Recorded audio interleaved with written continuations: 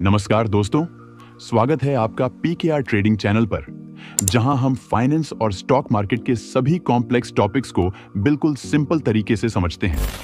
आज की इस वीडियो में हम एक बहुत ही क्रूशियल टॉपिक को डिस्कस करने वाले हैं, जिसका नाम है breaker block. Breaker block smart money concept में यूज होने वाला एक बहुत इंपॉर्टेंट कॉन्सेप्ट है, जिसकी हेल्प से हम रिवर्सल एरियाज और मार्केट स्ट्रक्चर चेंजेस को बहुत ही आसानी से पता कर सकते हैं कि मार्केट कहां से रिवर्स हो रहा है। हम इस वीडियो में ब्रेकर ब्लॉक के बारे में सब कुछ डिटेल से समझने वाले हैं कि ब्रेकर ब्लॉक क्या होता है, ब्रेकर कैसे फॉर्म होता है, ब्रेकर ब्लॉक कितने टाइप्स के होते हैं, ब्रेकर ब्लॉक को आइडेंटिफाई कैसे करना है और ब्रेकर ब्लॉक को हमें कैसे ट्रेड करना है। तो चलिए सब कुछ डिटेल से समझते हैं। आप वीडियो को एक लाइक कर लीजिए और अगर आप इस चैनल पर नए हैं तो चैनल को सब्सक्राइब करके बेल नोटिफिकेशन को ऑल पर जरूर सेट कर लीजिए।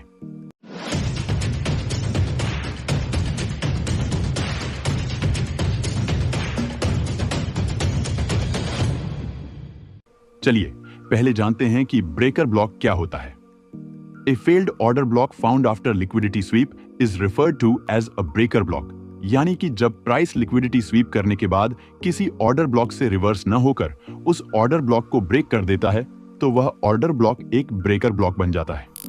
जैसे मान लीजिए यहां प्राइस अप ट्रेंड का स्ट्रक्चर बनाते हुए अपसाइड जा रहा है।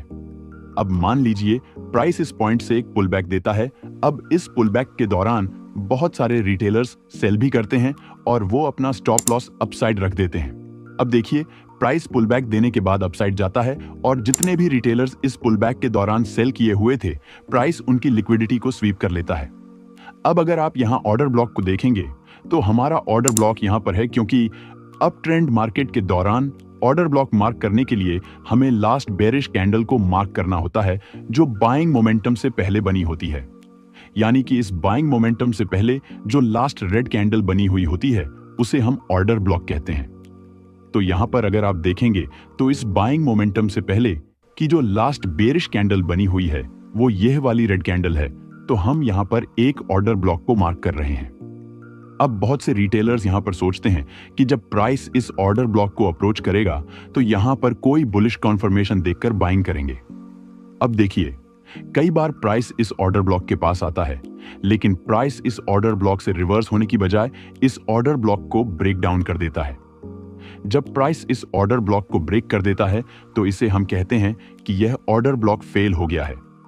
और जैसा कि मैंने आपको अभी बताया था कि जो फेल्ड ऑर्डर ब्लॉक होता है उसे हम ब्रेकर ब्लॉक कहते हैं। तो यह ऑर्डर ब्लॉक फेल हो गया है, तो इसका मतलब है कि अब यह ऑर्डर ब्लॉक एक ब्रेकर ब्लॉक बन गया है, जो कि एक स्ट्रॉन्ग सप्लाई जोन की तरह एक्ट करता है। इसी तरह से मान लीजिए प्राइस डाउन ट्रेंड का स्ट्रक्चर बनाते हुए डाउन साइड मूव कर रहा है। अब मान लीजिए प्राइस यहां पर एक पुल बैक देता है और पुल बैक के दौरान बहुत सारे रिटेलर्स यहां बाइंग करते हैं और वो अपना स्टॉप लॉस डाउन साइड रख देते हैं। अब प्राइस किसी एक पॉइंट से रिवर्स होकर डाउन साइड आता है और इस वाले लो को ब्रेक कर देता है, जिसकी वजह से जितने भी बायर्स इस पुल बैक के दौरान बाइंग किए हुए होते हैं उनकी लिक्विडिटी स्वीप हो जाती है। अब आपको यहां पर ऑर्डर ब्लॉक को मार्क करने के लिए लास्ट बुलिश कैंडल को मार्क करना होता है, जो सेलिंग मोमेंटम से पहले बनी होती है।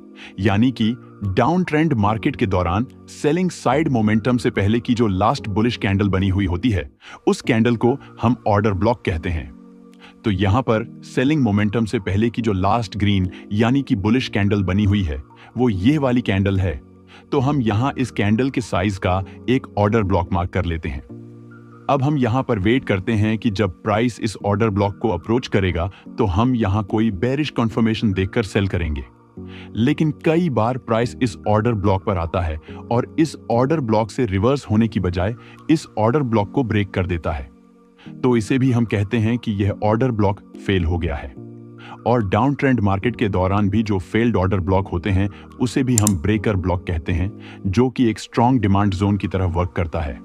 यानी कि अप ट्रेंड मार्केट के दौरान जब भी कोई ऑर्डर ब्लॉक जोन फेल होता है तो वह एक ब्रेकर ब्लॉक जोन बन जाता है, जो कि एक स्ट्रॉन्ग सप्लाई जोन की तरह वर्क करता है।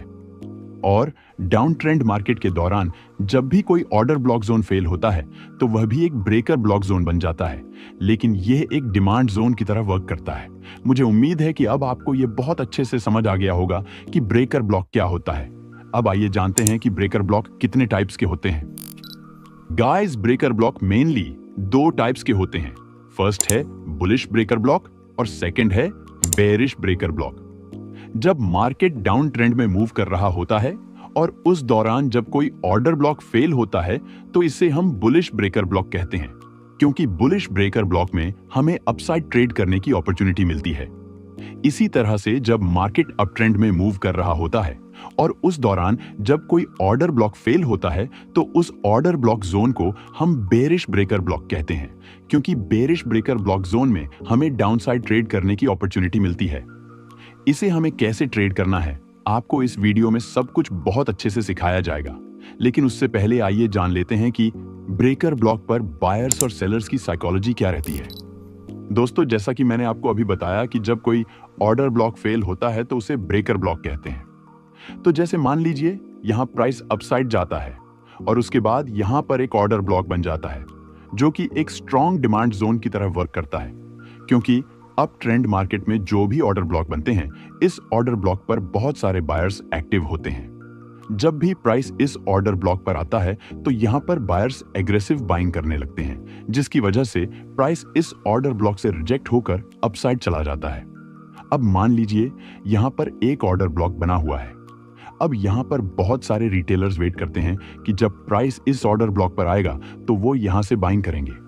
अब देखिए, कई बार ऐसा होता है कि जब प्राइस यहां इस ऑर्डर ब्लॉक पर आता है यहां पर बहुत सारे बायर्स बाइंग करने लगते हैं, लेकिन इस बार बायर्स प्राइस को यहां से रिजेक्ट नहीं कर पाते हैं, क्योंकि बायर्स के कंपैरिजन में सेलर्स ज्यादा स्ट्रांग होते हैं, यानी कि बाइंग से ज्यादा इस ऑर्डर ब्लॉक पर सेलिंग हो रही होती है, जिसकी वजह से बायर्स प्राइस को अपने कंट्रोल में नहीं कर पाते हैं, बल्कि सेलर्स प्राइस को अपने कंट्रोल में करने में सफल हो जाते हैं, जिसकी वजह से प्राइस इस ऑर्डर ब्लॉक को ब्रेक कर देता है।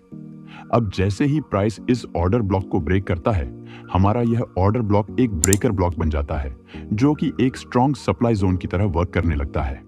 अब एक बार फिर से बायर्स यहां से प्राइस को अपसाइड ले जाने की कोशिश करते हैं, लेकिन सेलर्स इस ब्रेकर ब्लॉक जोन से एग्रेसिव सेलिंग कर देते हैं, जिसकी वजह से प्राइस यहां से फिर से डाउन साइड आ जाता है और बायर्स फिर से प्राइस को अपने कंट्रोल में लाने में अनसक्सेसफुल हो जाते हैं, जिससे हमें यह पता चल जाता है कि अब प्राइस कंप्लीटली सेलर्स के कंट्रोल में है और अब बेरिश ट्रेंड स्टार्ट हो गया है। मुझे उम्मीद है कि अब आपको बहुत अच्छे से समझ आ गया होगा कि ब्रेकर ब्लॉक क्या होता है, ऑर्डर ब्लॉक फेल कैसे होता है और ब्रेकर ब्लॉक पर बायर्स और सेलर्स की साइकोलॉजी क्या रहती है। अब आइए जानते हैं कि हमें ब्रेकर ब्लॉक को ट्रेड कैसे करना है। ब्रेकर ब्लॉक को ट्रेड करने के लिए हम दो ट्रिक्स को यूज करेंगे और ये दोनों ट्रिक्स मार्केट में बहुत बेहतरीन तरीके से काम करती हैं। इसलिए अब आपको वीडियो को ध्यान से समझते हुए देखना है। ब्रेकर ब्लॉक को ट्रेड करने का पहला पॉइंट है रिट्रेस ऑन ब्रेकर ब्लॉक। इसमें आपको देखना है कि जैसे मान लीजिए चार्ट पर कहीं इस तरह से बुलिश ब्रेकर ब्लॉक फॉर्म होता है, तो वहां पर आपको इंतजार करना है जब price bullish breaker block form करने के बाद कुछ इस तरह से एक रिट्रेस दे और उसके बाद जब प्राइस इस रिट्रेस के ऊपर क्लोजिंग कर दे तो आप यहां से बाइंग कर सकते हैं। साथ ही ध्यान रहे कि जब प्राइस इस रिट्रेस के हाई को ब्रेक करे तो ये ब्रेकआउट वाली कैंडल की अपर विक इस तरह से ज्यादा लॉन्ग नहीं होनी चाहिए। अगर इस ब्रेकआउट वाली कैंडल की अपर विक ज्यादा लॉन्ग हो तो आपको वहां पर कोई भी ट्रेड प्लान नहीं करना है।